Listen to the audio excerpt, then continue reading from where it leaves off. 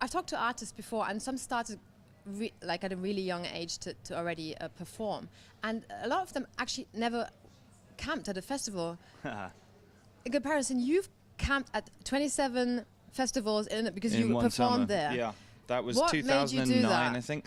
Well, I don't know. My booking agent is the short answer, but like at the end of that summer, I said to her and to myself and to God that I would never camp at a festival ever again. Understandably. Yeah, I mean, I've done my time, you know, I've paid my dues, you know. I think camping at festivals is a lot of fun, but I'm also, the other thing is I'm 34 now.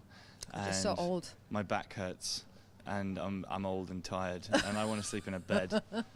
I think, you know, if you're between like 16 and 25, you should camp at a festival. I think it's important that you camp at a festival. That's part of the experience, you know. But I think that you can grow out of it too. You're a man of extremes as well, because you actually did 24 gigs in 24 hours I did. as well. Again, I'm never doing that again. Who had the idea? The same guy? You know, the problem with that is it was my idea, so I can't blame anybody else.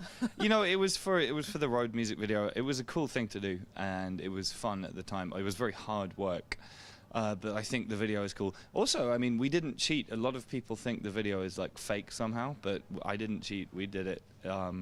And like the guy who directed that video has never returned my calls since. Like I think I broke him a little bit. He's a lovely guy. But anyway, so yeah, that was good to do. But I tend to do extreme stuff for videos. Like I did a wrestling match in one, and I'm the worst. Look at me. I'm not meant to wrestle. Do you know How was that? Do you know CM Punk? No. He's like WWE World Champion. And I wrestled him for a video, and he beat the crap out of me. Well, I mean, that was kind of to be expected, Yeah, no? yeah, totally. And so maybe you're masochistic, or what was going on there? Well, no, the guy who directs my videos now is a sadist, I should say. I think maybe he doesn't like me so much. He wants to punish you for something. Every time we do a video, it involves me getting hurt. Looking forward to the next one. You got the chance to interview one of your idols, Bruce Dickinson. Yeah. For, I think it was The Guardian? Yes.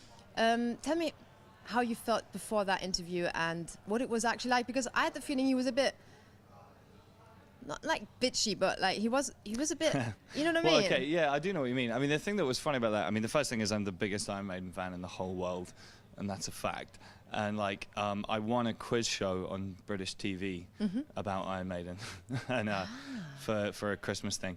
And after that, they asked me to do the interview, and I was very excited. But it's weird. I've been interviewed a million times, and I've never really interviewed someone before. So I spoke to a lot of my journalist friends for like, you know, tips on how to do an interview, and you know, it was kind of an intellectually interesting exercise. But I had this like sheet of questions, and I planned what we were going to talk about, and then we sat down and I asked him one question, and then Bruce just talked for 2 hours. I didn't really say anything else. Really? Yeah, that guy just talks. Do you know what? I don't give a fuck. He's an Iron Maiden. He can do whatever he wants. But like for me, I was just sat there going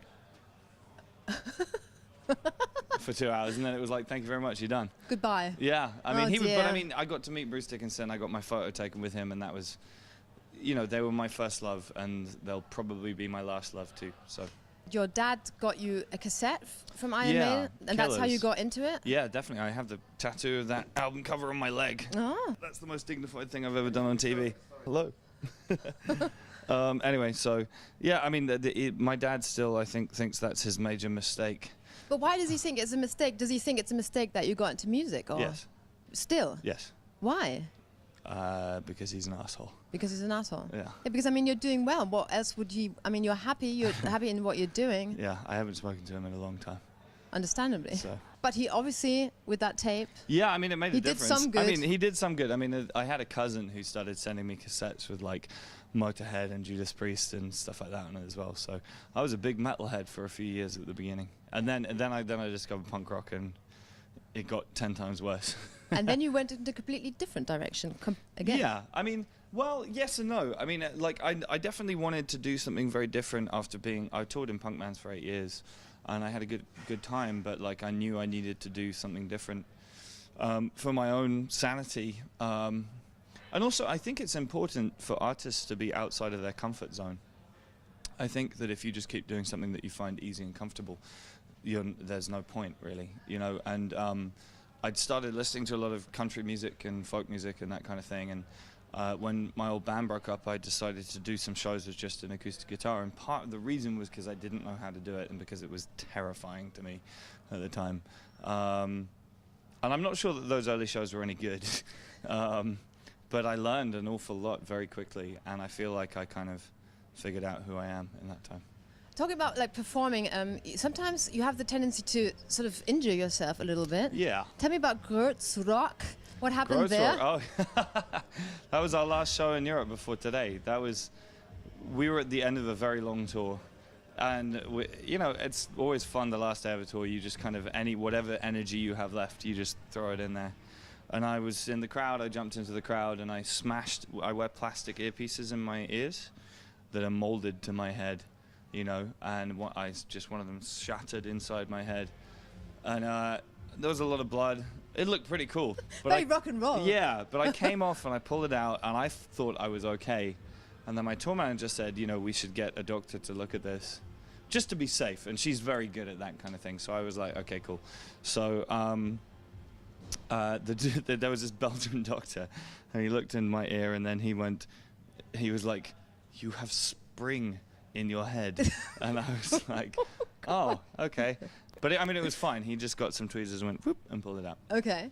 Do you have the sense you like to completely forget what you're doing when you're on stage? You know, sometimes people just, because you also, I think this is actually quite funny. You once took a microphone and you kind of hit it against your crown jewels. Yeah, I've done that. I mean, I've broken my knee. I've broken my shin. I've knocked teeth out. I've nearly cut my finger off on stage once. I broke my back on stage. Like, I've done all this shit. I mean, but it's not that I forget myself, it's kind of the opposite, actually. Like, my best friend said to me a long time ago that the only time he'd ever see me look comfortable in my own skin was when I was playing a show. And I think that's true. It's the only place where I feel free and feel like I'm doing the right thing. I've heard that a few times in interviews with you, that exactly, you only feel like sometimes it feels like you have a self-loathing or something. How important is self-acceptance for you? Are you getting there? Do you know what I mean? This is a deep... I'll lie down while I answer this question. Tell me, because I'll be your therapist. I Talk think, to me. Yes, I'm trying to get better at it. I'm gonna sit up. This is terrible. I'm trying to get better at self-acceptance, but I mean, I'm definitely not. This is a heavy question. I know. Yeah, I'm not enormously comfortable in myself. But I mean, that's why I love what I do so much, is because of all of the things that I've done in the places I've been in my life. It's the only place where I feel like I'm doing the right thing. I mean, like, you know, growing up, I felt very alienated from my parents' world and from my education, all this kind of thing. I ran away and I joined the circus when I was 16, is how I put it. You know, I did my first tour when I was 16, and like, I felt like I'd found my tribe straight away, you know. My first festival I went to was Reading '95. I was 13 years old, and I remember walking through the gate and feeling like I'd been looking for these people my whole life. But how wonderful is it that you found that? Yeah, I think I feel incredibly lucky for it, and you know, rock and roll is my passion and always will be, you know, because of that, because it's my salvation as well.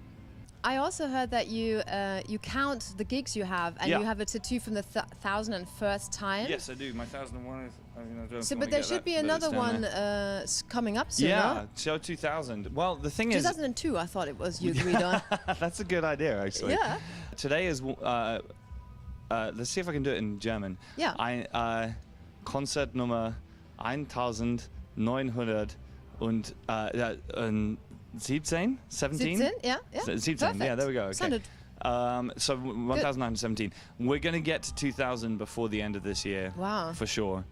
But it's difficult to know exactly when it's going to be, because there's always, like, you know, an in-store, or like, you know, at the moment there's an American tour about to announce and we're adding a show, we're taking away a show, and it's still, like, I wanted to throw a big party for 2000, but I still have no idea when it's going to be. So. Oh, that's exciting, though. Yeah. I mean, I'll probably be in England, which is cool for me because that's my home, you know. Yeah. So, but we'll and see. it's your home now, because you actually, I mean, since a couple of years you have a flat now. Yeah, and I've got the feeling you've got some roots now. Yeah, which I mean, you didn't for a long time. Yeah, I grew up in Winchester in the south of England, but my father's family is very London-based, and they're very tribal with London, North London, N7. I'm covered in, my tattoos all have relevance to what we're talking about. And I kind of ended up getting a place up there, and I do feel at home there, which is lovely. brilliant. I have a place where my records are now on a shelf rather than in a box. Yeah, I mean, I think it is important to have a Yeah, I somewhere mean, you I can didn't sort have of- one for about 10 years, so I know. and it feels good. I live with my best friend, and he's the best flatmate in the world. So whenever I get home, I see Dave. And he says to you, "Take your stuff out of the suitcase." Yeah, you've heard. Yeah. Yeah. He does. You mentioned in an interview W.G. Siebel's *The Rings of Saturn*, Oh yeah, and you said it had a big influence on you. definitely. How come? What happened? I just think that it's one of, if not the best books in English I've ever read, and you know, I'm a musician, but a large part of what I do is about language. I write words, you know, and I spend all day, every day thinking about words and moving words around. And there have been a few writers in my life that have really impacted the way I think about words. Douglas Coupland was probably the first, Philip Larkin, T.S. Eliot, and now W.G. Siebel. I think that he has a way with words that is unlike anything else I've ever read. I'm going to have to read it. I've just got signs that we have to basically end it.